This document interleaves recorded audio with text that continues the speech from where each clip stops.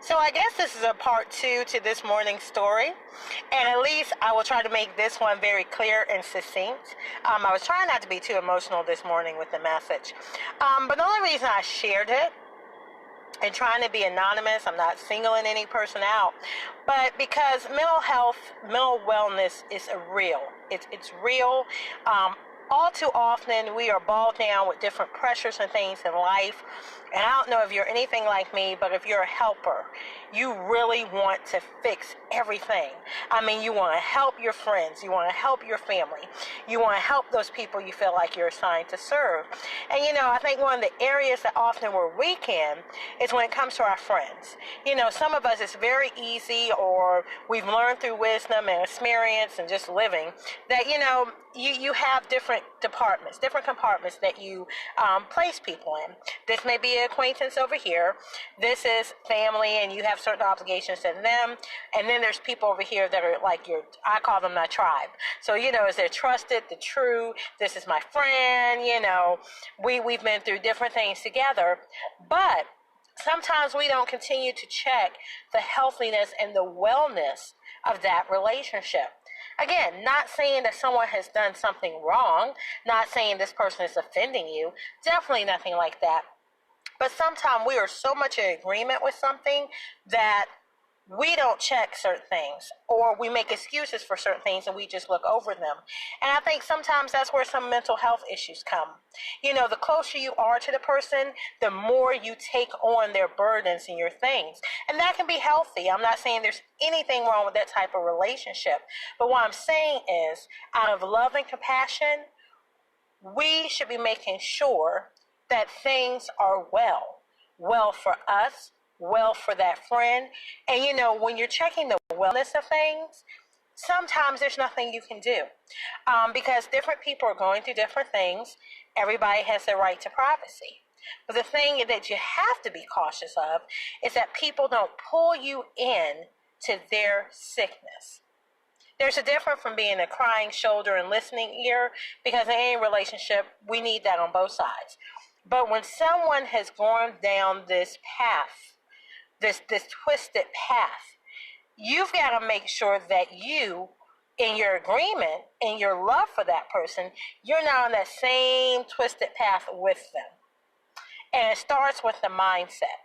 So in that particular situation I was giving you this morning, I can see it's almost like a train wreck. You can see the person spiraling out of control. And at this point, I said, the only thing I can do in this moment is to pray for that person. When you're suggesting certain things, you really have to take into consideration the nature of your relationship. And more importantly, how receptive is this person? Because a person that lives in a fantasy world, there's a reason they want to be in that fantasy world. A lot of times there's pain and unresolved issues that they're trying to hide from. And a lot of times it's not that they don't know the truth. They just have a certain image they want to project to you. And sometimes that's even true for friends, unfortunately. It just depends on how tapped they are into this world of pseudo-reality. So that's where my epiphany was coming from, where I was just like, you know what? It was said to me before, and I ignored it, and now I just came into the understanding of it. This person is trapped in this world of pseudo-reality. And I was looking at one thing. It wasn't one thing. It was several things. So it's like, you know what? You can love on the person, but you got to let them go.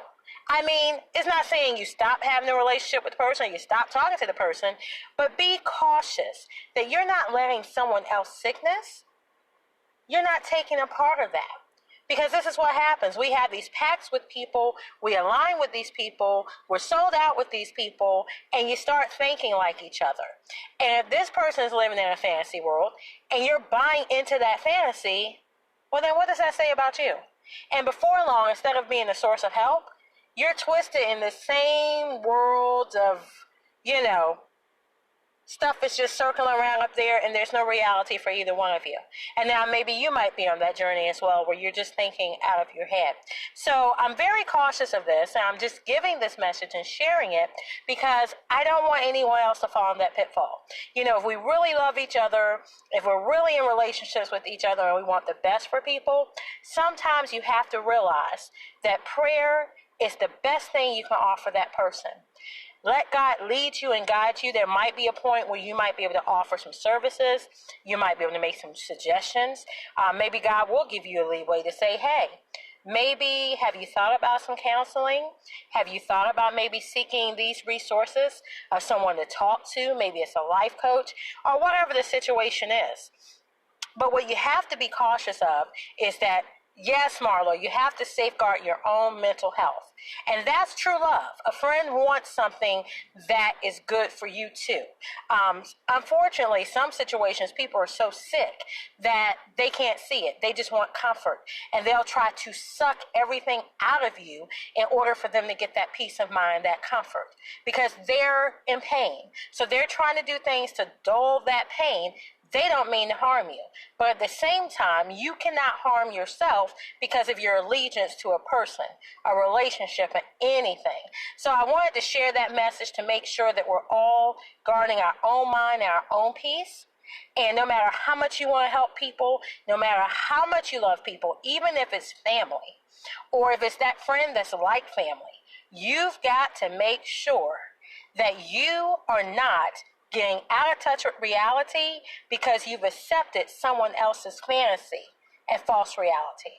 That's what we need to guard ourselves. We can help people all day long, but there are certain situations and certain people that the place they're in, the best you can offer is prayer. You pray and you let God lead and guide you and let him do the rest. But make sure that you're safeguarding your own mental health, your own emotional wellness, your own mental wellness, and not to get sucked into the vortex of somebody else's false sense of reality.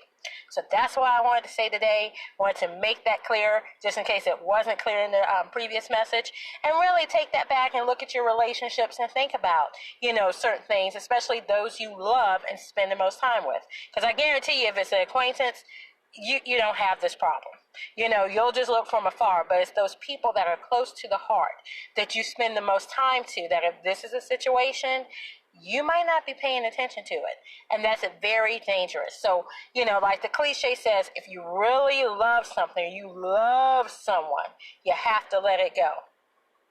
Yes, love the person where they are, but be truthful and seek the help. Absolutely. And if they're not willing to do that, maybe they're not in that space, but you can't allow them to drain you or suck you into where they are. One of you have to be healthy, and sometimes it's just not a win-win situation. Love them, pray for them, but sometimes you have to step back for your own preservation. That's just what I wanted to share today. As always, have a joy-filled and blessed day. Bye-bye for now.